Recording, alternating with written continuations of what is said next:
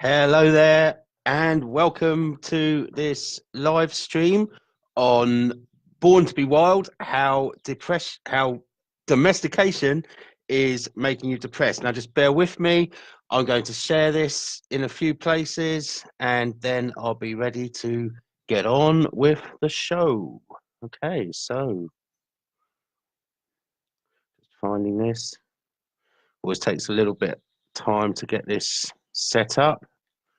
And I'm going to just share this now.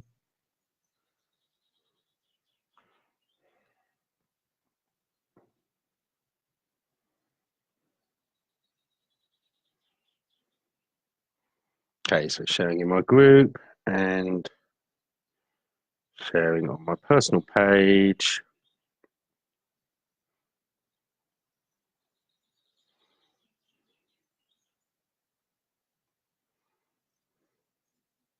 Great. Okay, so welcome to Born to be Wild, how domestication is making you depressed.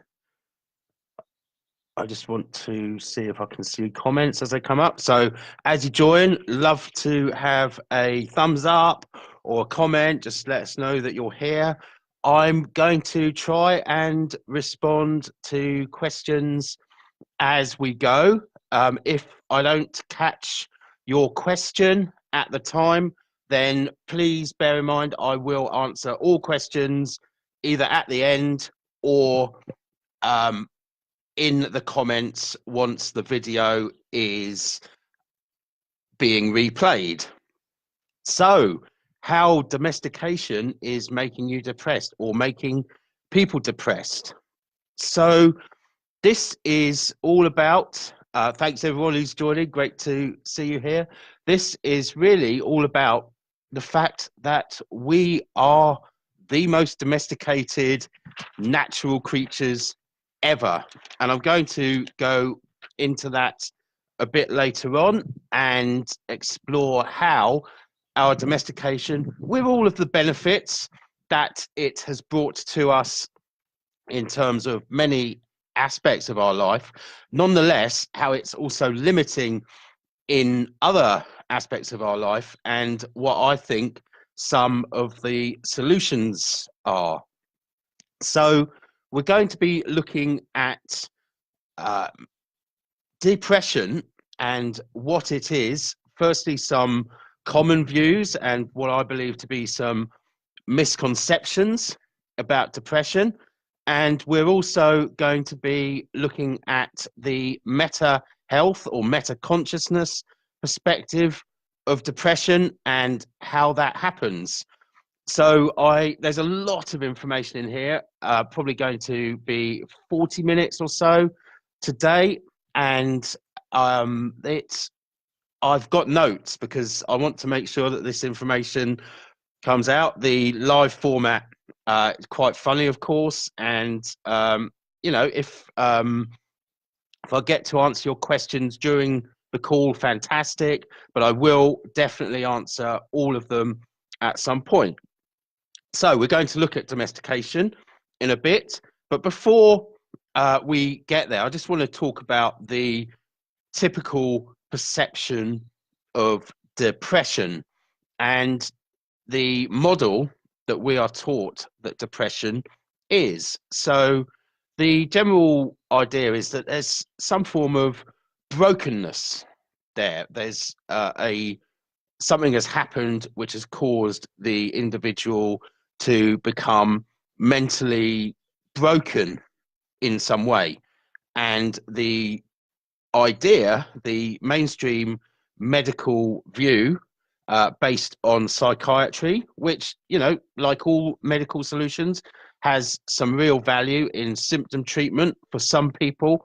And it's very important that we have this awareness that it's not a case of alternative medicine versus mainstream medicine. Actually, there's an integration that can make the two greater than the sum of the parts. And the way forwards is, I believe, the integrated model with the best of mainstream medicine and the best of complementary medicine.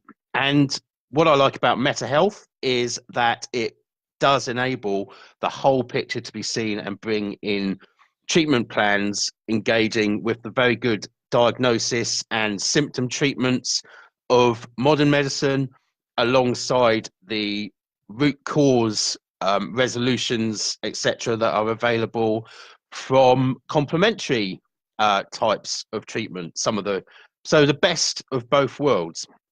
But the perception of depression from that mainstream model is a chemical imbalance in the brain. And that model fits, of course, with psychiatry, which is all about using various drugs to treat whatever symptom is going on. It's that allopathic model, and these are useful for some people and can be very useful for people to symptom treat while they're looking to resolve the root causes. However, there's been more and more research which is showing, and I'm really pleased that this is actually now even entering into mainstream medicine as well, that the causes of these mental health conditions, such as depression, are often to do with emotional events from the past, so traumas and belief systems. And really, I'm noticing that this is becoming more and more mainstream to see this. And I think it's great, actually, that we're now seeing a lot more talk about mental health stuff in social media, the main media, people being encouraged to open up.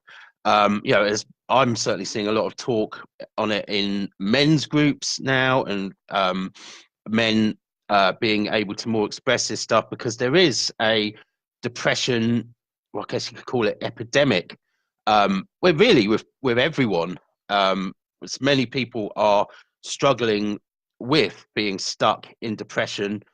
And I think, and one end of that now, of course, depression is not usually a suicidal thing, but male suicide is now I think the top cause of death for under 50 men in the UK, which is it's pretty heavy statistic there, and it's great that more and more people are bringing awareness to this.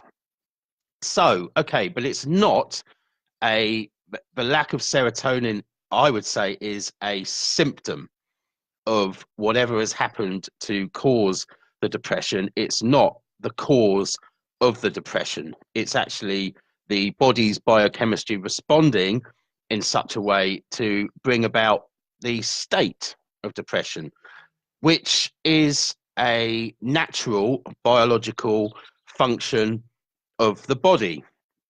So I'm going to come to that very shortly. I just want to explore now the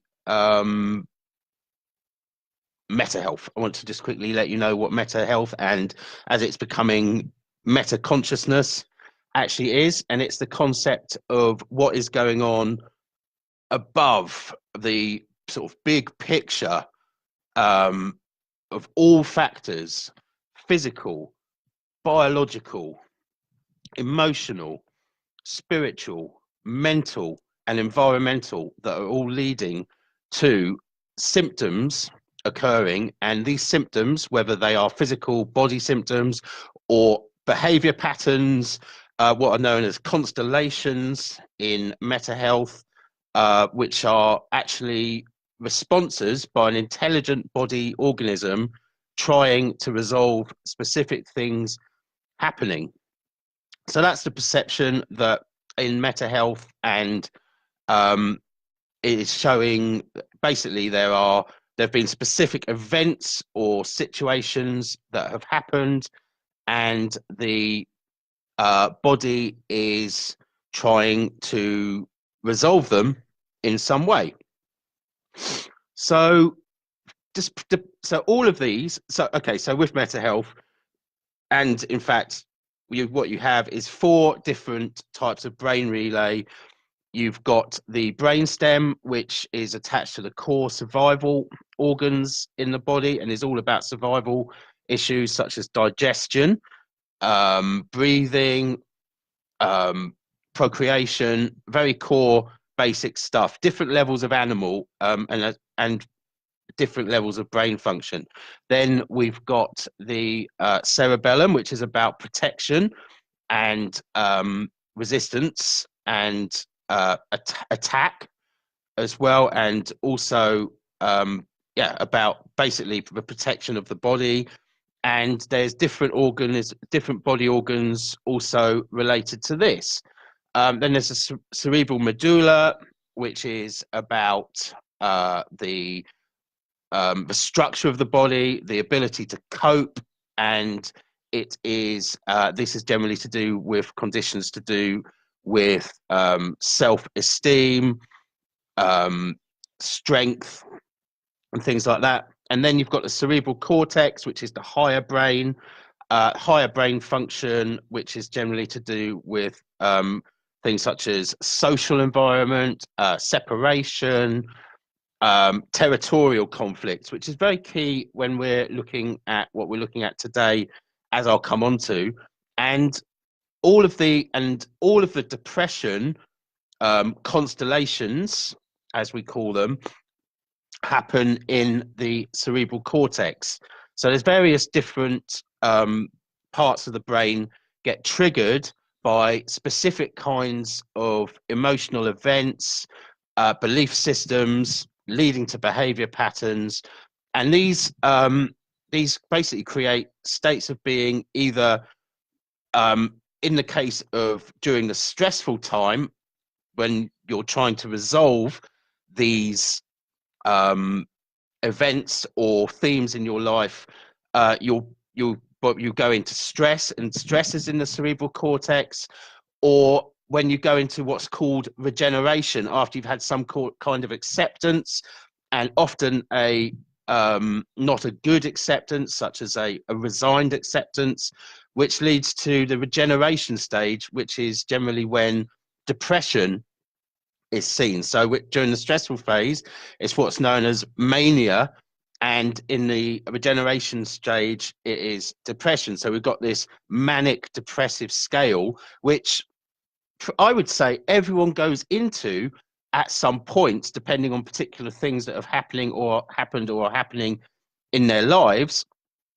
And generally, people complete the cycle, go through a high stress, high energy cycle, and then go into a tired sort of regenerative cycle and come out. But when people get stuck, especially in the regeneration aspect, or looping round the cycle, going through stress and then regeneration, then they are in what is known as depression, or what would be considered depression in the way we look at conditions in the world.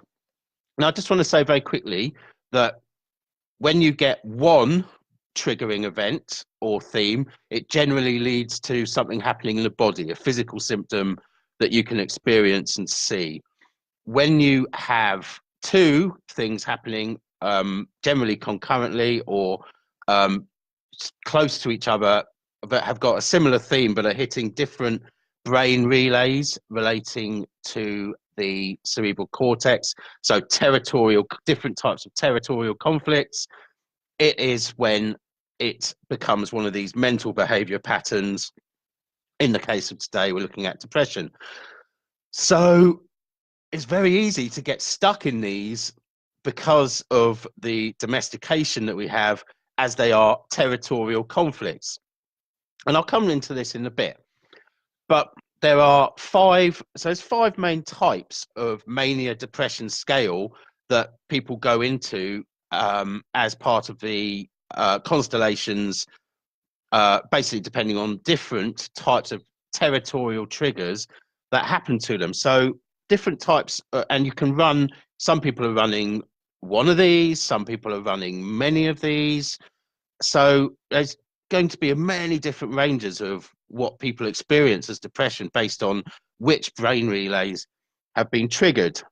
So you know, example, there is an aggressive mania depression, where you've got some territorial conflicts and they're leading, for the people who are in mania, they're aggressive towards others, like the sort of walking time bomb, sort of people always feeling cornered, maybe running amok, listening to angry music.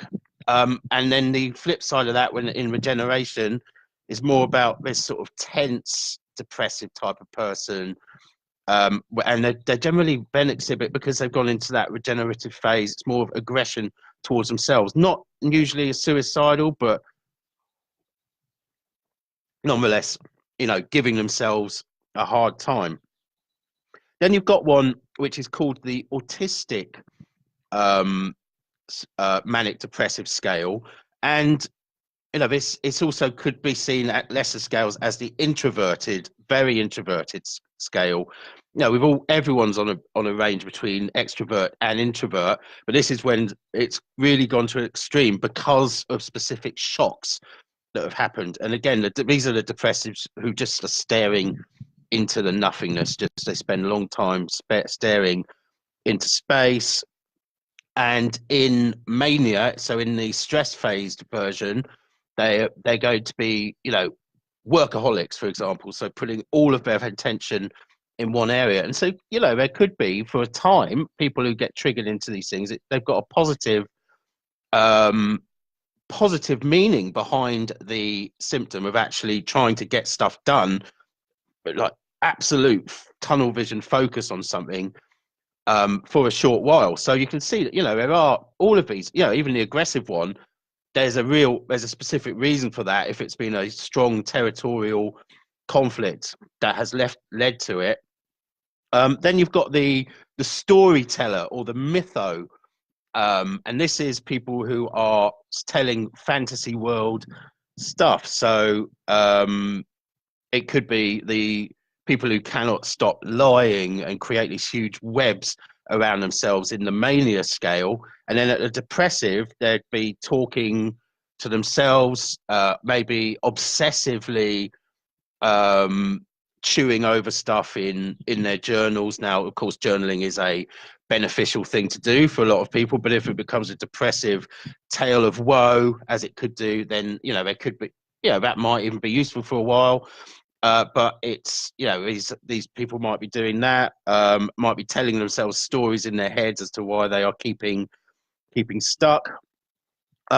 You've got one that's known as the flying or floating style, or style, type of manic depressive scale, and you know, these are the people who are not really there. They're sort of off in the clouds.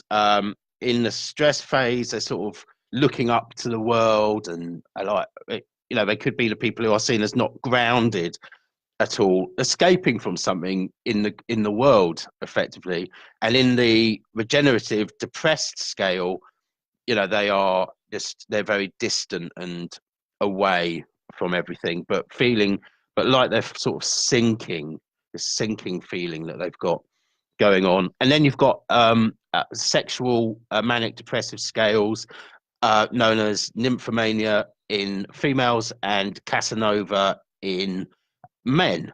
And these are when there's been specific territorial conflicts around sexuality or sex, which have led, you know, things which could be anything from rejection to all sorts of fears because of the portrayal of sex in the world, stories that people have been told, how they've been brought up, their conditioning, basically. So quite a lot of different kinds of manic depressive scale, and people can be in them, and you could even be in a stress phase of one and a depressive stage of another, which means there's many different mixes of manic depressive types of people out there, or patterns that people are running, all with specific reasons, all trying to resolve something.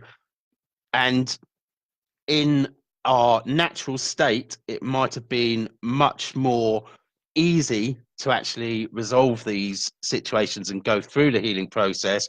But because of the conditioning and the way we live in society now, in fact, easier to get stuck. Just want to quickly mention that there are a few physical symptoms. There's some physical things which can lead to states similar to depression and could also be going on at the same time. And these are things, these are things like, for example, the adrenals being triggered, and being in the regeneration stage with adrenals, so feeling very flat and low about life and not feeling any purpose or meaning. That can happen. It could be the thyroid, which could be a helplessness, powerlessness sort of feeling going on. So there's physical things that could add to, or in their own right, create states that feel like depression. So I just, any comments, any questions that you'd like me to answer on any of this, just drop them in. It'd be great to hear what you think about this information so far. But so now let's go on to domestication. And let's think chimps here. So, in chimp society, we see aggressive and powerful males, for example, challenging each other, and it's completely within their societal, the way they are, for there to be battles, for them to get out the aggression that they might be having, to go into mania, and then retreating from conflict with the alpha male, they might go into withdrawal from that. So that's just one example of a manic depressive scale in nature, where it all plays out, the whole cycle occurs, going through stress and then regeneration, and then it comes to a natural conclusion, and the other males go off and lick their wounds in regeneration for a while, but then they go into then they come back to their normal equilibrium and go back on with their lives. But we're not living this natural lifestyle where it's acceptable, and and this is good, in fact, that it's no longer acceptable to just walk up to someone and smash them in the face and try and take over their family or whatever it is. So, however, just because we're now living in a more civilized way doesn't mean that our biology has necessarily caught up. And I know that's an extreme example, but there's many ways that we're not able to play out our biology. And the solution is not, I just want to say, the solution is not going backwards to nature. This is all about evolution, and we're very lucky now that we have the advances and the ability to actually learn from all of this and evolve. So in any case, as with anything, any health symptom, you can heal from it. Yes, you can find out what it means and self-heal, but the real beauty of it is what the learning is, what the evolution is for you, and potentially collectively for humanity through coming through. So we've got great technology. We've got, we can share information like this very, very quickly now. We're finding out more than ever before. Got all sorts of new opportunities going on in the world. Great health advances. As I said before, modern medicine has done many amazing things. Fantastic. Many lives have been saved. Great diagnostics. Some good symptom treatment options. So some very, very powerful, and of course, emergency medicine, some really amazing things going on there. And also, there is more. We're really noticing now, perhaps in the last year or two, that much more of an integrated approach starting to be looked at, even in the mainstream approach. So fantastic. But, we are out of whack with our natural state. We've got conditioning. There's social taboos in the way that you can act. We've all been brought up with certain belief systems about what is right or wrong, and happily most people brought up, for example, not to be violent anymore, not to carry out those high energy things, not to necessarily react in a violent way, which would have been a way that people would deal with territorial conflicts in the past. But let's just go back to those chimps and let's look at that in the state of a current situation. If you have, for example, someone, the alpha male at work, the top salesman in the company, who for many years has um, been earning the biggest sales bonuses or whatever, suddenly the young bucks are coming up and have invaded, metaphorically, his territory. And if he's still stuck in this perception of having to be the top dog, then this could be something which could actually lead to one of these manic depressive territory invaded states, which could either be the most like either the aggressive one, or more likely one that's called post-mortal, which is when your territory is invaded in certain ways and you start having a bit of an obsession with death, not always suicidally, certainly not in a depressive state, but start thinking perhaps on those lines. So some ideas, some frustrations, such as my domain has been invaded, they've taken my place, I have to fight for my status. These sorts of actual obsessive thought patterns going on. And of course, we can't do that. We are not able to, well, unless you go and take part in a white collar boxing match or something like that. So there are, that's one example of a solution to this, I guess. But yeah, so many different types of trigger could lead to these territorial conflicts, and each of the five types of depression that I mentioned has different types of territorial conflicts leading to it. So I can't go into all the different ones because to be honest, it would be a huge amount to remember, and we generally look this sort of stuff up when we're working with clients because it's a huge amount of information that we have. But generally, territorial conflicts, which may, and if they are around love and sexuality, then they could lead to one of the sexual types of mania depression. Otherwise, they're more likely to lead to one of the something like the post-mortal or the aggressive or even the mytho storytelling style of depression and depression and mania. Now, actually, that's a point I think is very important. Is a lot of people think that, and there's a common misconception that depression is the opposite of anxiety, or that they do often go together, but they're not. They're not one and the same thing. People do often run both. I'm going to come on to anxiety in the next one of these live streams and talk about that. But I think depression is a key one that you have to explore first, before you start moving towards exploring anxiety. So yeah, I mean, there's so many examples of how in our society you're basically controlled to a certain degree.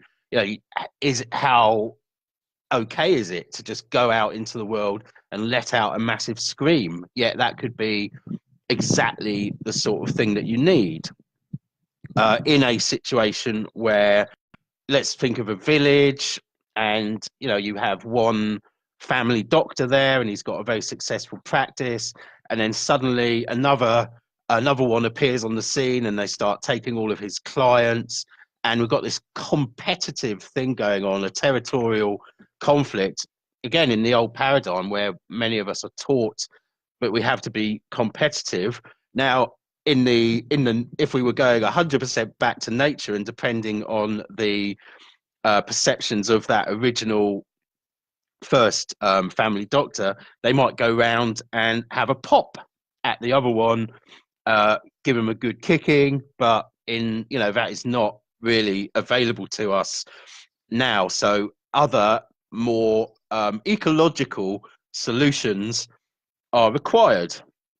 So how to clear that existential angst of competition and everything. Well, as I said, this isn't about going back to nature. We've got many brilliant benefits that technology and the way we live now has brought us, and also many problems. So what we're looking at here is how can we go forwards into a way of integrating the way we live now to be more in line with nature, but in line with nature going forwards with it rather than going back. And I think this is the brilliant situation that we find ourselves in. This is how can we evolve? How can we move forwards, move beyond this, and see these states of being as actually opportunities to become more ourselves in line with our lives and what we truly desire, just individually and collectively. So, so in the case of, let's say, someone who's had their territory invaded, you could use something. You can use interventions, things like EFT, tapping, matrix re-imprinting, NLP, any of these kinds of things to shift your belief system, to let go of the emotional worry, the angst about what's happening, and actually make peace with what's going on. You could actually, there might be opportunities for collaboration. More and more people now are no longer see the competition as the competition. They are, so it's what is possible here. How can we move forwards in an exciting and different way? But a really key part, those are just some examples. So looking for social ways to actually resolve the situation. Sorry, I can see some people are commenting, but for some reason I can't actually see the comments. So I will reply to all of them at the end when I, let's just see if there's anything I can click to get onto that. No, I can't. So I will answer any questions or reply to any comments at the end.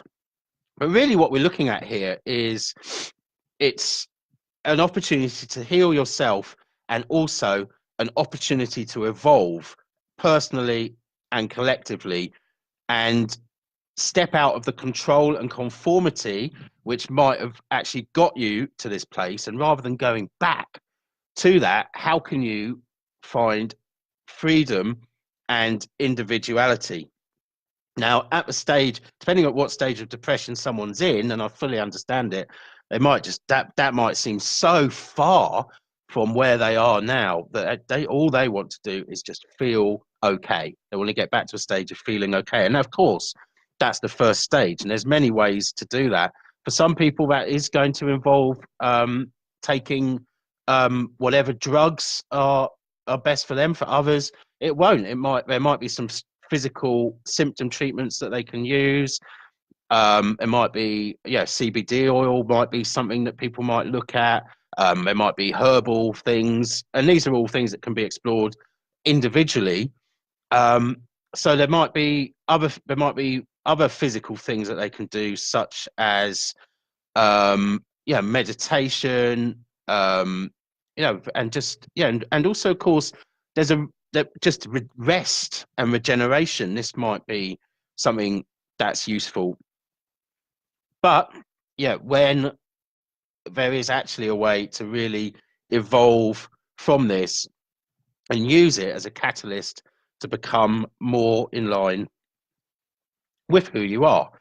So the chances are that it's something to do with the way that you've been, well, it's more than the chances are, it is the way that you've been living and the way you've been responding to life and the conditioning and which is individual to you, but also at a societal level, and not being in line with that. So it's about exploring that, really getting to wake up call to know yourself, understand your deep values about what you really find important, what's meaningful for you, and then use this to start to free yourself, really. So actually, maybe trying ways to live in line with what's really important for you rather than what you've been told that you need to have, or that you need, the way that you need to live.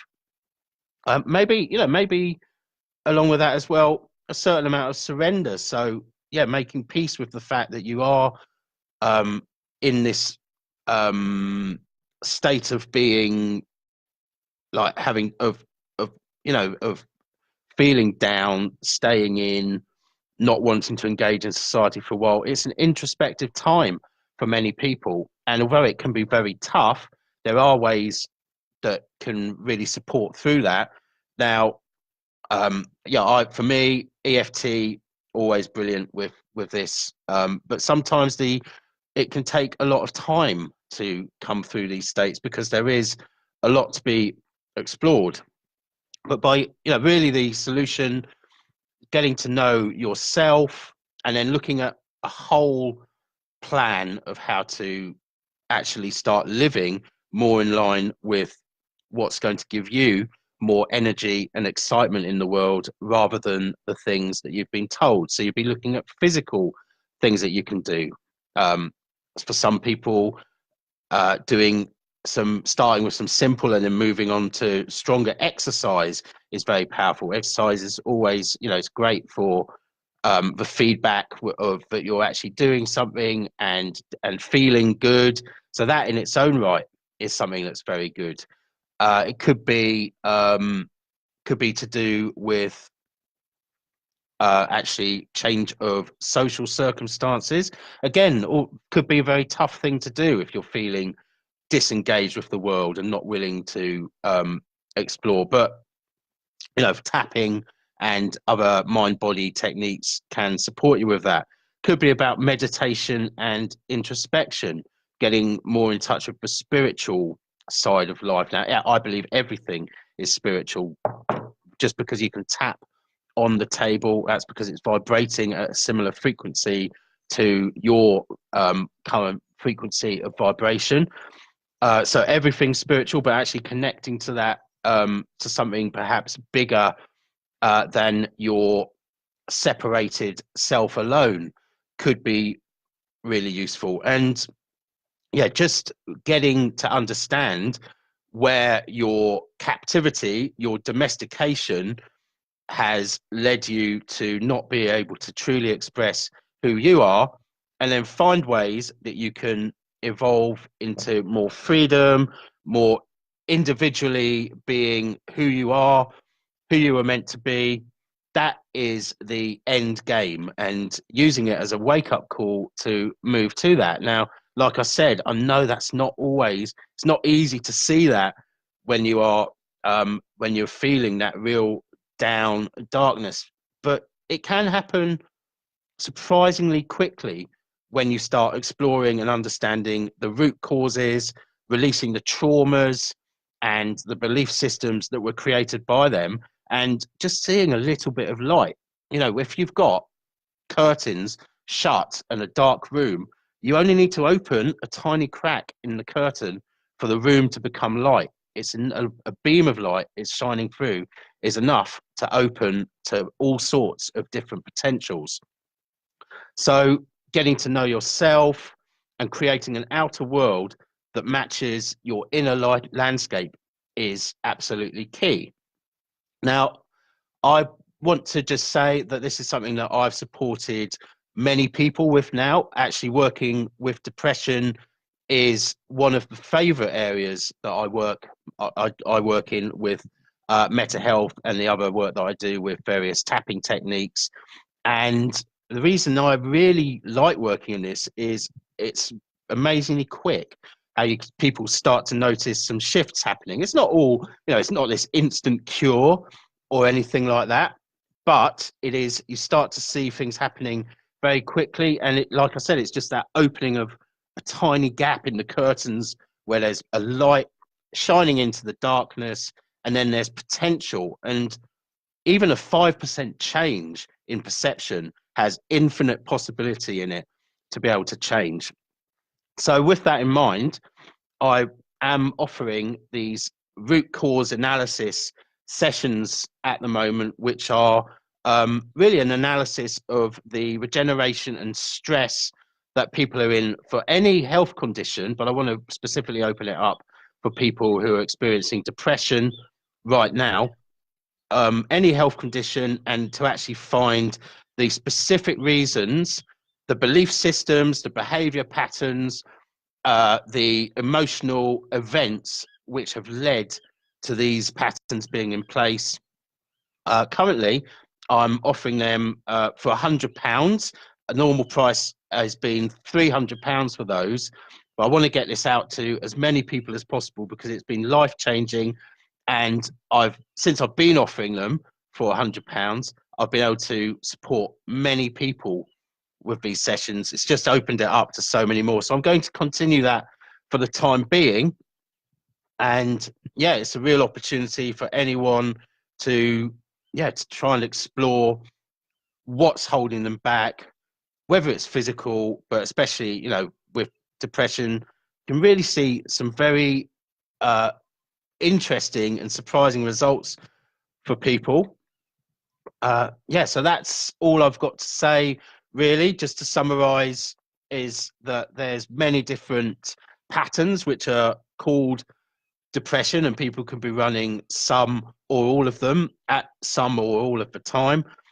It's possible to get stuck when you have an acceptance of whatever caused you to become stressed due to these territorial conflicts in the first place, but never got a proper resolution to it. And so you get stuck in the regeneration in that low, staying in the cave kind of way.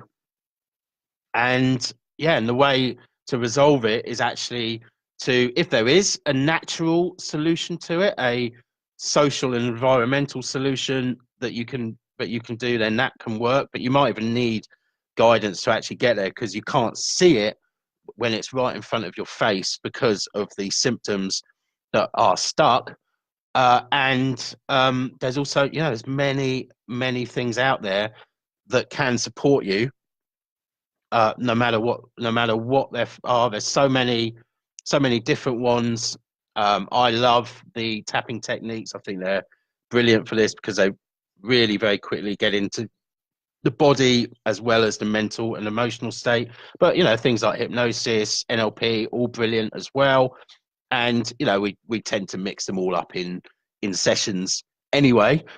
And it's all about really getting a connection to your natural self and understanding how you can evolve and move forwards. So unfortunately can't see any of these comments. Let's just see if I can find them. No, not there. So I'm going to answer any questions that come either now or but basically once I end this video, I'm going to answer them in the comments. Wish I'd been able to answer them on the video, but for some annoying reason, it's not showing me them. Let me just see if I can find them somewhere else. Doesn't look like it. So, yeah. Well, thank you very much for being here and watching, and I'd love to hear what you thought about this information. And if you want to take up a root cause analysis session, then I would love to talk to you about that. Drop me a message, and I'd love to connect with you and speak soon. So that's me, Sam, EFT Now, over and out.